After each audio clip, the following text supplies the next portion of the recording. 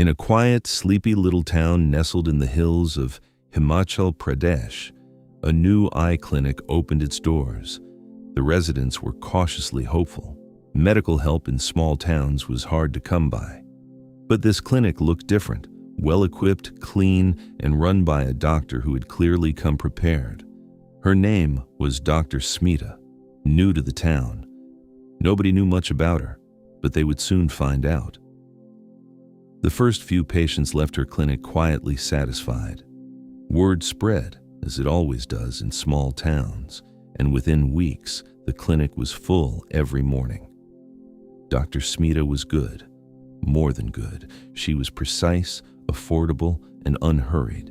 She gave every patient her complete attention. But something else was happening inside that clinic, something nobody could quite explain. While running her tests, while patients sat still in the dim examination room, chin resting on the slit lamp, Dr. Smita would say things, small things, quiet observations. Sometimes we carry old weight without realizing it. The things we refuse to look at directly, they have a way of blurring everything else. Nobody thought much of it at first, but later, at home, lying awake, they would realize she had spoken directly to something buried deep inside them, a regret, a fear, a relationship they had given up on. And when they followed the quiet thread of her words, their lives shifted, gently but unmistakably.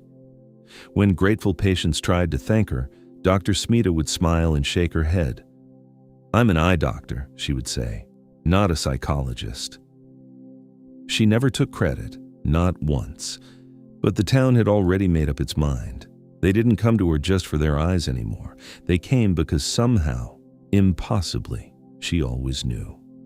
What they didn't know was how. When Dr. Smita looked through her instruments into a patient's eye, she could see further than any lens should allow. She could see their past, not in fragments, clearly. The moments that had shaped them, wounded them, left them stuck. And from that, she knew exactly what they needed to hear. Under her quiet, watchful eye, something rare began to settle over the town. Peace. Then one day, a young man walked in. He said nothing unusual, asked for a routine checkup, but when Dr. Smita looked into his eyes, she saw nothing. Not darkness, not blur, nothing. She tried again, still nothing. No past, no pain, no history she could read. She finished the examination in silence. Dr. Smita sat alone in her clinic long after he had gone. For the first time in years, she was unsettled. A few days later, she noticed something outside her window. A new clinic, right next door. Fresh paint, new signboard, already drawing a small, curious crowd. It was his. The signboard read, "Dr. Anand, eye specialist, an eye doctor, just like her." Qualified, it seemed, in exactly the same field. Within a week, the crowd outside his clinic was larger than hers. Within a month, her waiting room was half empty. She listened carefully to what the residents said as they passed her window. Apparently, Dr. Anand could see their future. He told them things, small, specific things that came true. He guided them toward decisions that brought money, opportunity, advancement. Under his watchful eye, something new began to settle over the town. Prosperity. Dr. Smita watched and waited and grew quietly frustrated. She had given this town peace. He was giving them profit, and profit, it turned out, drew a longer queue. One morning, she made a decision. She walked into his clinic, sat down in the examination chair, and waited to find out what future Dr. Anand could see for her. The next day, the wall between their two clinics came down. They began to practice together, one clinic, one team, complementary gifts, one reading the past, one reading the future. The residents were delighted.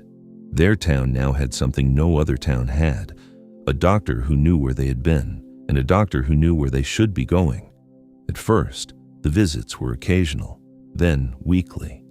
Then, without anyone quite noticing when it happened, the residents stopped trusting themselves altogether. Should I forgive this person? Let me ask Dr. Smita. Should I take this job? Let me ask Dr. Anand. Which school for my child? Which road to take? Which person to marry? The questions got smaller, and smaller, and smaller still. Until one day, there were no more questions, only appointments. The two doctors never turned anyone away. They simply kept their doors open, and the town kept walking in.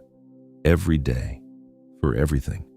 The town that was once sleepy had woken up, found peace, found prosperity, found its footing, and then, quietly, without protest, gone back to sleep.